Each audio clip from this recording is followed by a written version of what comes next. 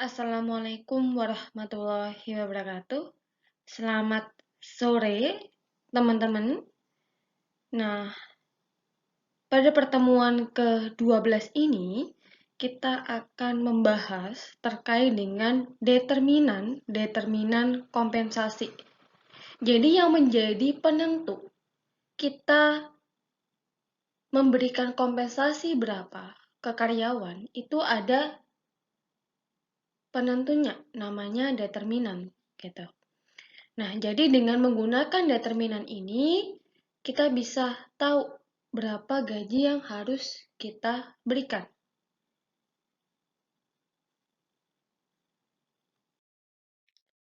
Nah, ada dua penentu atau determinan utama dari kompensasi. Jadi yang menjadi penentu dasar organisasi memberikan gaji itu ada dua. Yang pertama adalah organisasi itu sendiri. Kemudian yang kedua adalah karyawan. Nah, yang pertama kita bahas adalah organisasi itu sebagai determinan kompensasi. Berarti di sini bermakna organisasi itu bisa menentukan atau menjadi penentu besaran kompensasi yang diberikan. Nah, jadi organisasi kan pasti punya yang namanya strategi. Nah, strategi organisasi atau korporat itu memberikan arah bagi organisasi.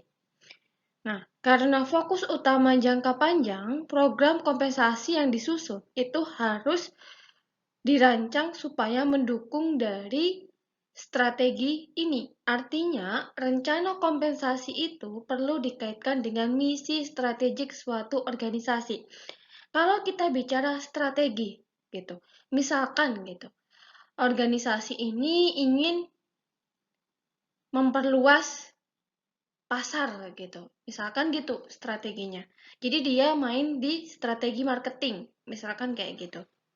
Nah, karena ada strategi itu tadi, strategi untuk pengembangan pasar, berarti karyawan bagian marketing itu harus memperluas promosi kan?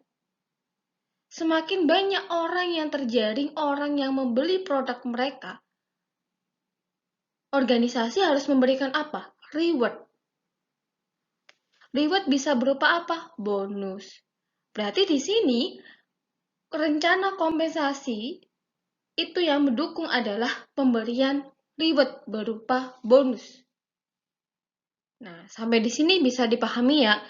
Jadi makna organisasi itu sebagai determinan kompensasi. Pimpinan itu memandang bahwa kompensasi sebagai pengeluaran dan suatu aset. Jadi, pimpinan itu memandang kompensasi sebagai dua hal, teman-teman. Bukan jadi suatu kesatuan, pengeluaran dan aset. Bukan. Tetapi yang pertama adalah pengeluaran, kemudian yang kedua baru aset. Kalau kita bicara pengeluaran, berarti it means bahwa organisasi itu mengeluarkan uang. Nah, uangnya itu dikeluarkan untuk apa? Ya, untuk membayar gaji, gitu. Itu makna dari pengeluaran. Sedangkan kalau kita bicara aset, berarti dia memiliki kebermanfaatan bagi organisasi. Itu adalah makna dari kata aset. Misalkan gini, teman-teman bekerja di suatu perusahaan ataupun instansi, teman-teman itu juga termasuk aset organisasi. Karena kalau teman-teman tidak ada dalam hal ini, teman-teman disebut sebagai man. Pernah dengar teori 5M, 6M, 7M? Nah, itu salah satunya adalah man. Jadi kalau misalkan tidak ada unsur man gitu, maka tidak ada penggerak nih. Siapa yang melakukan proses produksi? Nggak ada. Makanya teman-teman ini nanti akan disebut sebagai aset gitu. Nah, kita kembali lagi ke makna kompensasi sebagai aset. Berarti kalau aset itu mengandung manfaat, berarti nanti kompensasi juga memberikan manfaat. Iya kan? Kalau misalkan karyawan diberikan kompensasi, diberikan gaji, misalkan gitu, gaji, insentif, tunjangan, manfaatnya apa? Banyak kan, kinerjanya jadi bagus, kemudian motivasinya jadi lebih meningkat, semangat kerjanya jadi ada. Nah, itu nanti makna dari kompensasi berarti sebagai suatu aset. Nah, selanjutnya kita lanjut ke produktivitas. Berarti produktivitas itu sendiri bermakna rasio, berarti perbandingan ya, antara hasil karya nyata atau output dengan input. Jadi outputnya bagaimana, kemudian inputnya juga seperti apa. Nah, itu kita bandingkan nih. Namanya adalah produktivitas. Nah, program kompensasi yang mendasarkan pada produktivitas ini itu juga akan memacu motivasi karyawan untuk bekerja. Jadi tidak hanya kinerjanya juga, tapi produktivitasnya juga akan meningkat ketika diberikan kompensasi yang layak. Lalu langkah apa sih yang harus kita lakukan untuk bisa menguji apakah strategi kompensasi yang kita tentukan itu berkualitas atau tidak? Itu ada beberapa indikator yang bisa kita gunakan sebagai ukuran. Yang pertama adalah ketiadaan turnover. Jadi kalau kita bicara turnover, berarti karyawan itu tidak ada yang keluar masuk, teman-teman. Jadi karyawan itu stay di perusahaan dalam kurun waktu yang lama. Dia tidak suka keluar masuk perusahaan. Kita nggak suka. Itu adalah indikator yang pertama. Kemudian yang kedua, ketika menerapkan pembayaran tidak menimbulkan kesulitan. Jadi, pembayaran sistemnya itu tidak menimbulkan kesulitan bagi organisasi gitu. Kemudian yang ketiga, mempertahankan pegawai dan menerima kompensasi dalam waktu tertentu dibanding keinginannya. Nah, di sini berarti karyawan itu bersedia gitu untuk dibayar sekian. Nah, itu makna dari yang ketiga. Nah, pada organisasi pemerintah, efektivitas kompensasi itu tidak harus diwajibkan untuk dikendalikan secara normal. Artinya begini, jadi misalkan saya kasih contoh, upah perangkat desa, gaji perangkat desa atau biasa kita sebut sebagai siltap, penghasilan tetap. Itu tuh berbeda antara satu desa dengan desa yang lain. Nah, itu bergantung dengan anggaran dari desa. Anggaran desanya berapa itu juga mempengaruhi teman-teman. Nah, ini yang dimaksud dengan dikendalikan secara normal. Jadi normalnya sekian gitu. Ternyata di desa A, di desa B itu tuh berbeda. Nah, ini yang menyebabkan karena anggaran desanya juga berbeda. Gitu. Karena penghasilan mereka itu bergantung dari sana. Dari anggaran desa tersebut. Nah, selanjutnya ini berkaitan dengan isu ya. Jadi, isu atau permasalahan kompensasi. Umumnya itu terkait dengan collective bargaining.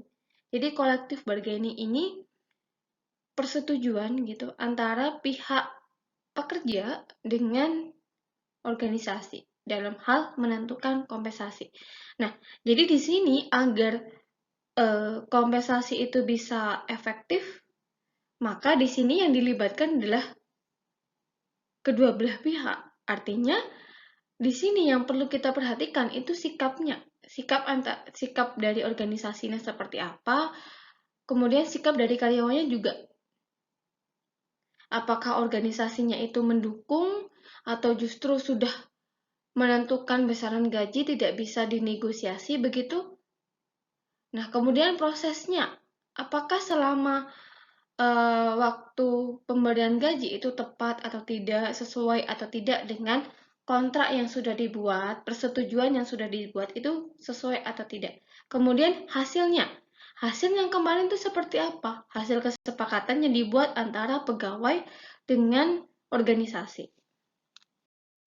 Nah, untuk bisa menjamin keadilan dalam pemberian kompensasi, itu ada langkah-langkahnya, teman-teman.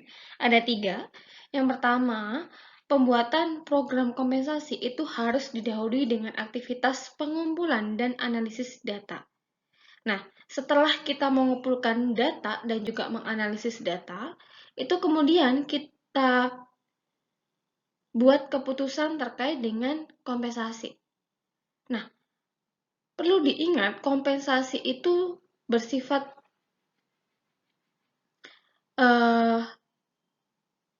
dinamis gitu, tidak statis. Jadi dia bisa berubah-ubah sesuai dengan kondisi. Karena terkadang ada perusahaan yang fluktuatif gitu, teman-teman. Jadi misalkan terkait dengan waktu pemberian gaji. Ternyata perusahaan pada saat itu rugi besar. Bagaimana bisa membayar kompensasi dari karyawan gitu. Kan itu juga akan mempersulit organisasi. Nah, ini yang dinamakan kompensasi itu dinamis, dia tidak statis. Kemudian yang ketiga, pegawai itu membutuhkan pengertian akan program kompensasi. Karena kompensasi itu berkenaan dengan bagaimana reward didapatkan dan kondisi ini dapat memperbaiki produktivitas pegawai. Jadi, kejelasan terkait dengan besaran gaji yang didapatkan itu juga penting, teman-teman. Karena itu nanti juga akan mempengaruhi produktivitas dari karyawan. Nah, tadi di awal kan sudah saya sampaikan bahwa determinan kompensasi itu ada 2. Masih ingat kan? Organisasi sama karyawan. Nah, sekarang yang kita bahas setelah organisasi adalah karyawan. Nah, jadi seperti di samping organisasi, pasar tenaga kerja, dan juga pekerjaan yang menjadi faktor yang bersangkut paut dengan karyawan adalah esensial dalam menentukan gaji. Jadi, selain organisasi itu tadi, karyawan juga menjadi penentu dalam besaran gaji. Bila mana karyawan itu melaksanakan pekerjaan serupa dan kinerja sesuai dengan pengalaman, maka akan masuk akal membayar sama semua. Jadi di sini maksudnya begini. Pekerjaannya itu serupa dan pengalamannya itu sama, pasti gajinya sama. Gitu. Kemudian, namun demikian, jika beberapa orang ternyata lebih produktif atau lebih berpengalaman dibandingkan dengan yang lainnya, sudah sepantasnya orang ini mendapatkan imbalan yang lebih besar. Jadi ketika pengalamannya lebih tinggi, gitu kan teman-teman, terus kinerjanya lebih baik, produktivitasnya juga lebih baik, itu wajar kalau mereka mendapatkan gaji yang lebih besar. Karena itu tadi, pengalamannya lebih banyak. Gitu ya. Berarti di sini yang menjadi determinan kan karyawan.